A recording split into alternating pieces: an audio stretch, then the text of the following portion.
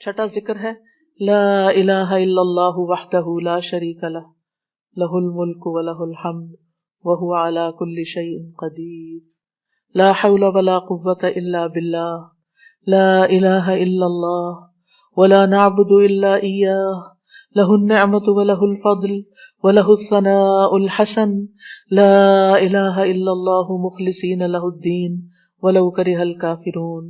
اللہ کے سوا کوئی الہ نہیں، وہ اکیلا ہے، اس کا کوئی شریک نہیں، بادشاہت اسی کی ہے اور تمام تعریف اسی کے لیے ہے، اور وہ ہر چیز پر پوری طرح قدرت رکھنے والا ہے.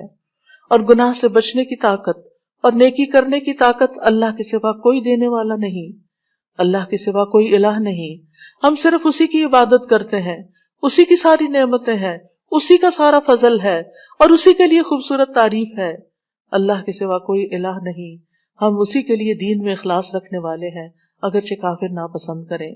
نبی صلی اللہ علیہ وسلم ابو زبیر کہتے ہیں کہ ابن زبیر سلام پھیر کر ہر نماز کے بعد یہ کہتے، اور راوی کہتے ہیں کہ انہوں نے کہا کہ رسول اللہ صلی اللہ علیہ وسلم ہر نماز کے بعد ان کلمات کے ساتھ تحلیل کیا کرتے تھے، یعنی اللہ تعالیٰ کی حمد و ثنا بیان کرتے تھے.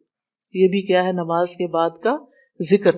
اور اس میں آپ دیکھیے لا الہ الا اللہ وحدہ کے علاوہ لا حول ولا قوت الا باللہ، لا حول ولا قوت الا باللہ، کہ کوئی پھیرنے کی قوت یعنی کسی برائی کو، نقصان کو دور کرنے کی، اور اسی طرح کوئی فائدہ حاصل کرنے کی قوت اللہ کے سوا کوئی نہیں دے سکتا.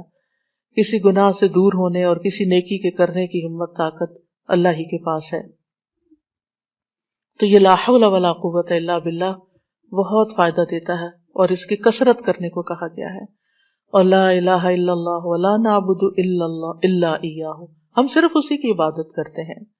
لہ النعمۃ ولہ الفضل ولہ الثناء الحسن، نعمت بھی اور فضل بھی اور اچھی تعریف سب اللہ ہی کے لیے ہے.